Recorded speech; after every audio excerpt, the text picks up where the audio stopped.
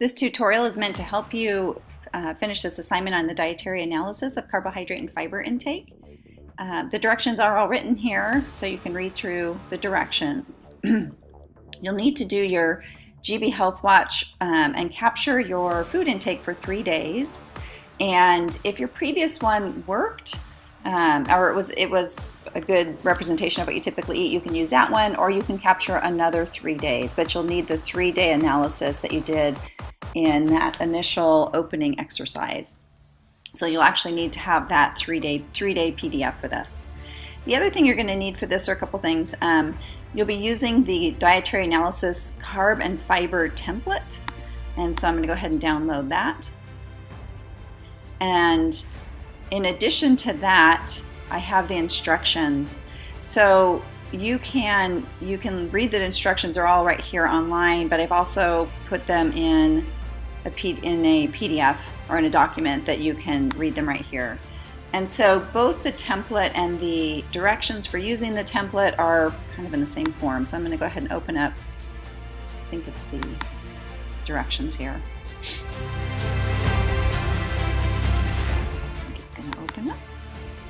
And then I'm going to go ahead and open up my 7-day analysis report just to give you an idea of where this is coming from.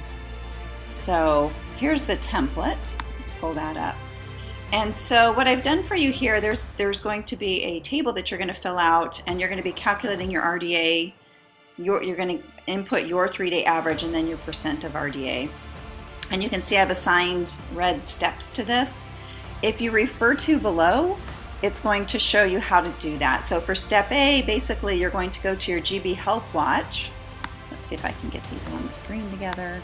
So it wants you to use your calorie goal. And so if you pull up your GB Health Watch report, your PDF, your daily calorie goal is listed right here. So for this daily calorie goal, it's 1,979 calories. So it's not what you ate, it's your actual goal. And so from that information, you're then going to calculate, as you know, that the recommendation for carbohydrates is 45 to 65% of your calories should come from carbohydrate. In my example, I plugged in 2,000 calories, but you'll simply plug in your calorie goal right here and complete the calculation. So you're going to get it in calories, and then you need to convert calories to grams, so it shows you how to do that. So you're going to take, because you have a calorie range here, you're also going to have a gram range here. So that 900 divided by 4, right, because there's 4 calories per grams, will give, or yeah, per gram, that'll give you the grams of carbohydrate. So your RDA for carbohydrates, so for step 1 here, you're going to have that range of 225 to 325 grams. Your 3-day average, you're going to go back to your PDF, and it's going to give it to you right here. So this is your 3-day average. It's 315 grams. So the 3-day average, this one is going to be the number of grams you have on that PDF. The calculation here in step C, and again, you can scroll down, it will show you how to do that. So basically, you're going to take what your grams are that you calculated in step 1 and divide it by your intake. So for this example here, I put in 150 grams of carbohydrate was the intake. If I was looking at mine, my intake here was, well, it wasn't mine, but 315 grams of carbohydrate.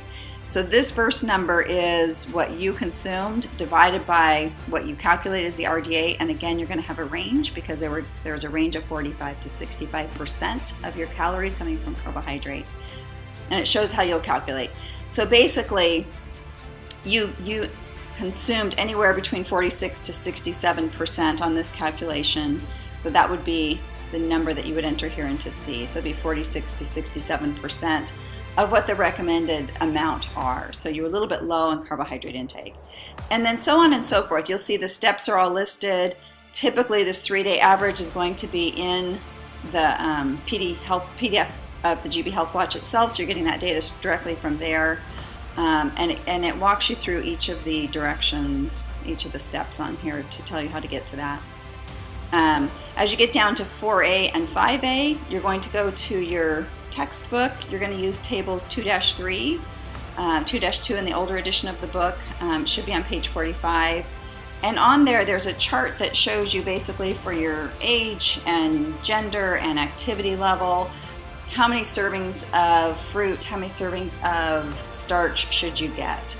So this one is more a matter of you're going to go into your GB Health Watch and you're going to look at the foods that you actually consumed. And you're just going to, like, here's a serving of juice, or here's a serving of fruit, here's a serving of fruit, here's a serving of fruit. You're going to go through and look at how many servings each day of fruit, and then how many servings of grains. So like here, for instance, you had a serving of rice, which would be a grain. So tally up how many grain servings and how many fruit servings each day, and then get an average daily intake of each of those. And that's the information that you're going to be putting into steps 4B, or 4B and 5B. These numbers are coming from those charts in the book, as it says in the directions down there. And then over here, if you had juice, that wouldn't be counted as a whole fruit. So you're going to look at what percentage. I mean, maybe you had 1 glass of juice and 5 fruits. So, you know, whatever that calculates out to be, 80% of your intake came from whole fruit.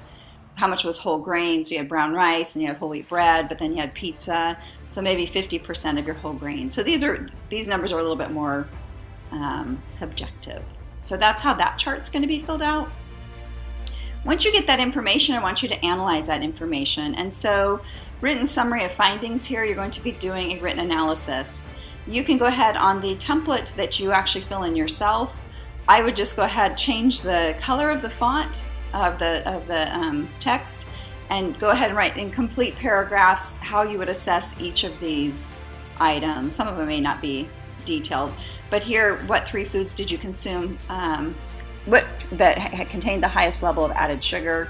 How many grams are in each food? And if you remember back to that initial YouTube that I did on how to do the dietary analysis, I showed you that, where you could click on the live report, click on added sugars, and it gives you that pie chart.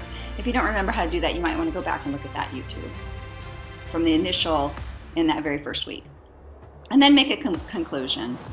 The grading of it, so what do you want to do to make sure you get maximum score? And this will show you what the grading rubric is. It's kind of broken down because it's a little bit long.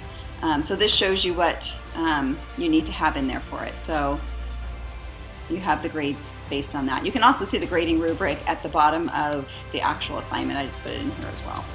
And so that's how you're going to complete this dietary analysis of carb and fiber intake.